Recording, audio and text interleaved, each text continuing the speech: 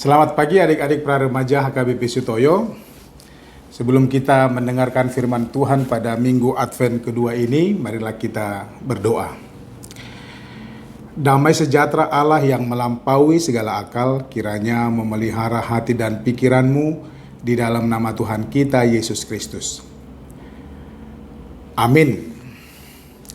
Adik-adik praremaja yang dikasihi Tuhan Yesus, mari kita buka Alkitab kita yang menjadi firman Tuhan atau khotbah kita pada minggu Advent kedua ini diambil dari Injil Matius pasal 21 ayat 18 sampai ayat 22. Ya, mari kita buka Alkitab kita Matius 21 ayat 18 sampai ayat yang ke-22.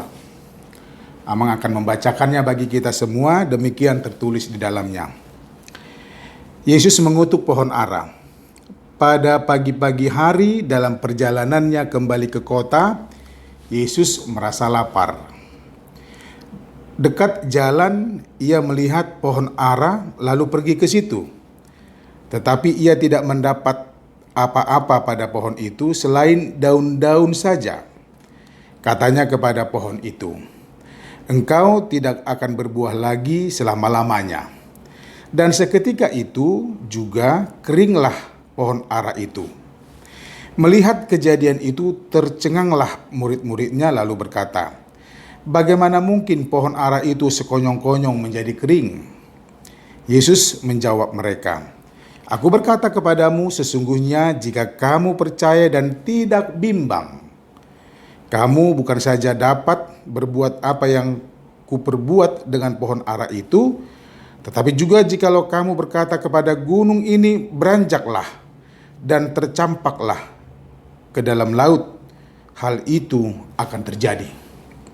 Dan apa yang kamu minta dalam doa dengan penuh kepercayaan, kamu akan menerimanya."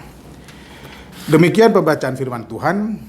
Adik-adik praremaja, kita sudah tiba di Advent kedua. Itu artinya kita sudah atau telah merayakan atau sudah dan sedang merayakan Advent dan memasuki Advent sebanyak 2 kali.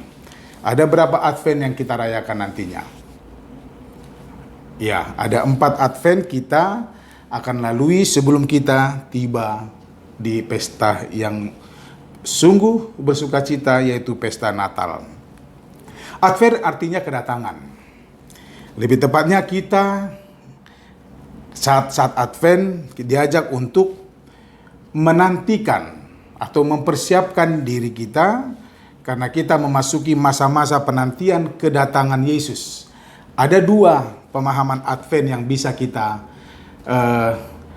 hayati atau kita hidupi pada kehidupan kita ini selama kita masih hidup di dunia, yaitu yang pertama bahwa ketika kita mempersiapkan diri menyambut peringatan kelahirannya, kita sedang beradvent, menanti bahwa kita akan bersiap untuk merayakan peringatan kelahiran Yesus.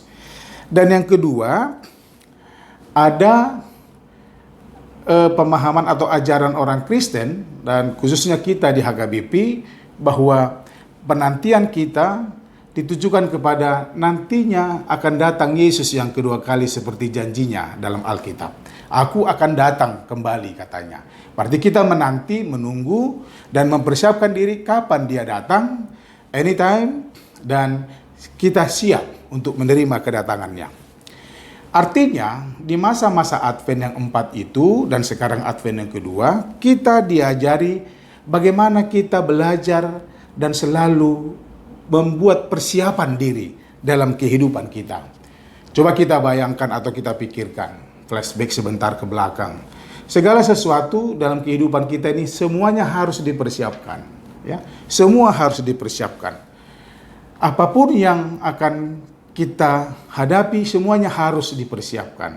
Dan memang hidup kita sangat dekat dan sangat tergantung pada bagaimana kita bersiap-siap. Sama seperti misalnya begini. Kalau kita ujian, ya. Ujian apapun itu, apakah ujian mid semester, apakah ujian semester, kenaikan kelas, atau ujian apapun itu, kita pasti membuat persiapan. Apa yang mau kita persiapkan untuk menghadapi ujian? Nah, demikian juga kalau kita mau jalan-jalan misalnya. Ini karena masa Covid kita tidak bisa jalan-jalan, tapi seandainya sebentar lagi Natal kita libur, lalu kita memikirkan kita mau kemana Pak? Mau kemana Mami?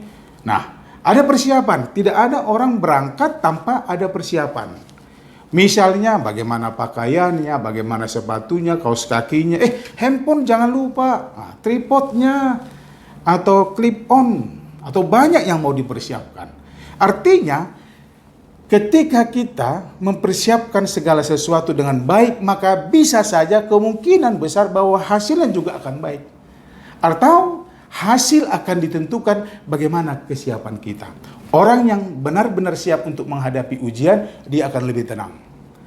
Dan dia bisa menjawab dengan tenang soal-soal yang diberikan gurunya kepadanya.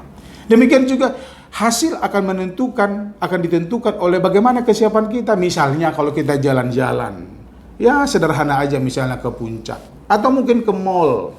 Ya ke mall orang biasanya kan pakai selfie lah segala macam lah.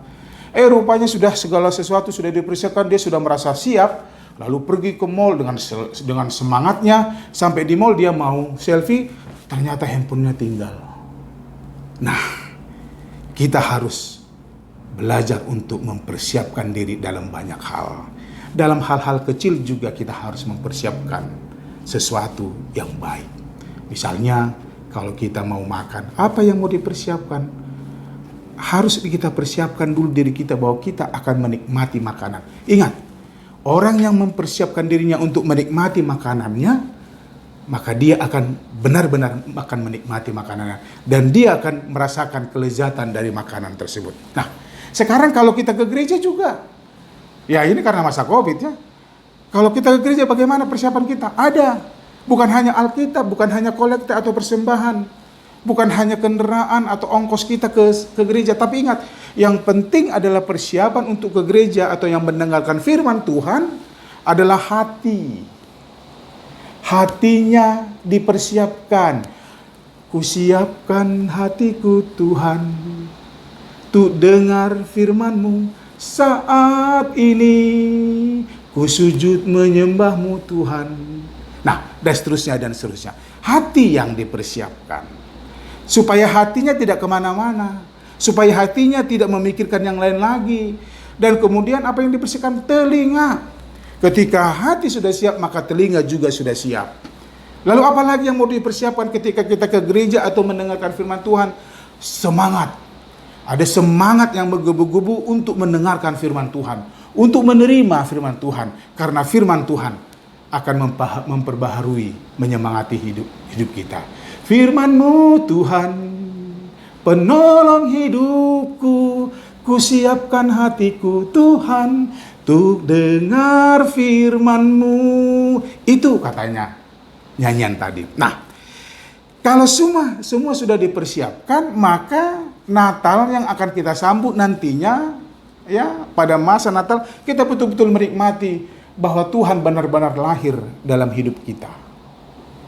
Dan ketika Yesus datang untuk kedua kalinya, kita benar-benar siap. Kapanpun, dimanapun kita sudah siap. Aku sudah siap Tuhan.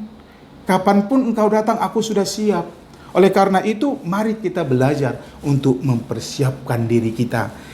Memberikan hati, pikiran, telinga, semangat kita kepada Tuhan.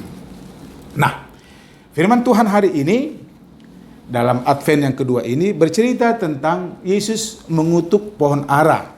Lembaga Alkitab Indonesia mengatakan demikian. Namun ada baiknya kita bisa merubah sedikit aja, merevisi judulnya. Apa itu mau kita revisi adalah Yesus menghukum pohon ara. Loh, kenapa dihukum, Amang? Kok dihukum pohon aja kok dihukum? Ya, itu adalah gambaran sebenarnya. Walaupun ini adalah kesaksian yang benar, cerita yang benar, tapi itu adalah mengisyaratkan suatu gambaran yang benar-benar akan terjadi dalam kehidupan kita, bahwa sebenarnya hukuman itu ada. Ya, Tuhan juga memasukkan hukuman bagian daripada kerajaannya. Jadi bukan hanya berkat yang harus kita pikirkan. Benar, Yesus baik, Dia luar biasa. Tapi ingat, Tuhan juga mau menghukum. Tapi Dia punya belas kasihan. Dia punya kasih kepada kita sehingga sebelum hukuman itu ada, sebelum hukuman itu terjadi, dia ingatkan seperti pohon ara. Mengapa? Coba kita perhatikan ayat 18. Pada pagi-pagi hari pada perjalanan kembali ke kota, Yesus merasa lapar. Orang lapar harus makan.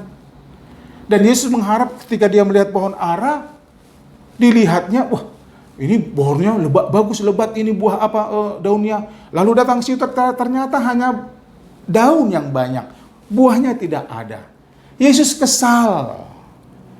Kok bisa ya dia tidak memberikan buah? Padahal daunnya lebat, pohonnya indah. Tapi kenapa tidak berbuah?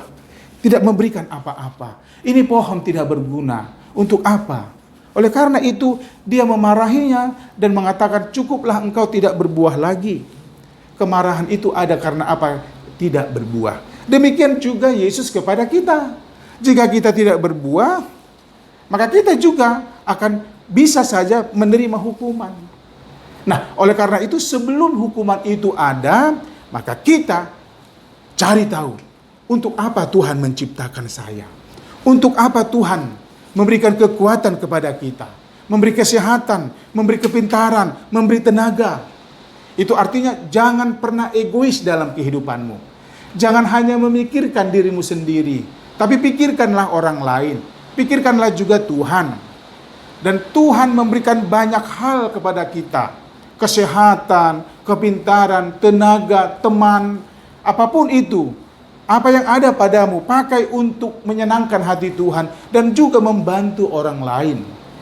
Sehingga hidup kita berguna. Kita diciptakan dengan tujuan supaya kita dipakai Tuhan untuk melakukan yang baik. Tuhan memberikan itu semua agar kita semua menjadi berkat bagi orang lain. Jangan seperti pohon ara, dia hanya menikmati daunnya saja. Lebat tapi tidak ada buahnya, untuk apa? Nah, oleh karena itu, jangan ragu, itu dikatakan Yesus dalam ayat 21. Yesus berjawab mereka, aku berkata kepadamu, sesungguhnya jika kamu percaya dan tidak bimbang, ini katakan, jika kamu percaya dan tidak bimbang, kamu bukan saja dapat berbuat apa yang kuperbuat dengan pohon ara itu, tetapi juga, jikalau kamu berkata kepada gunung ini, beranjaklah dan tercampaklah ke dalam laut, hal itu akan terjadi. Itu artinya bahwa kita bisa melakukan apa saja.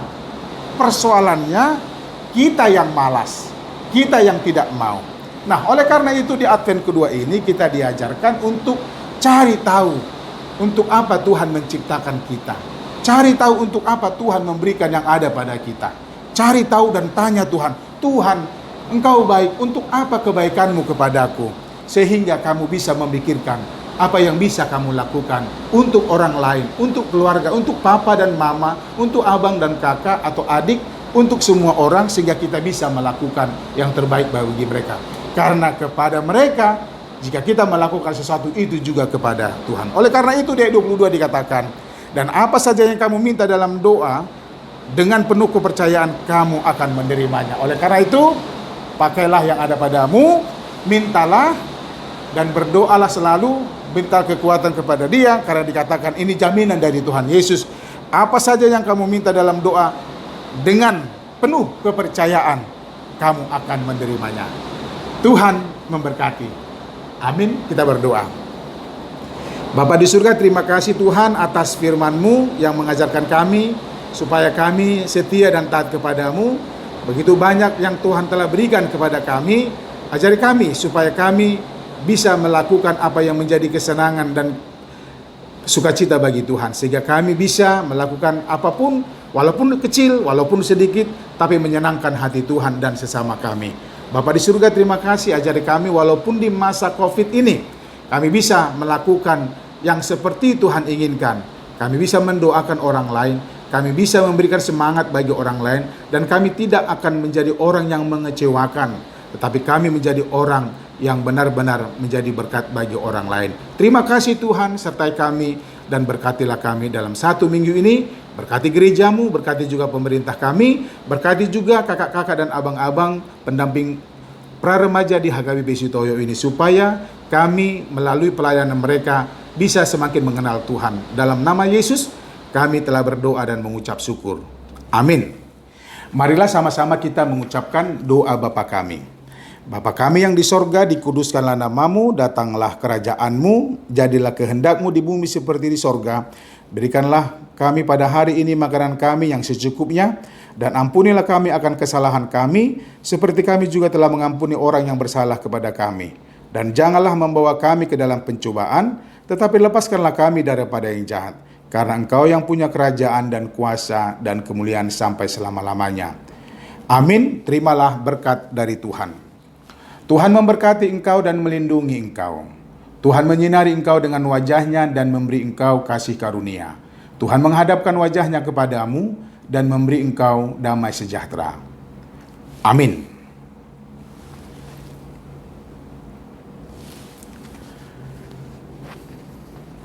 Salam, selamat Advent. Tuhan Yesus memberkati. Salam sehat.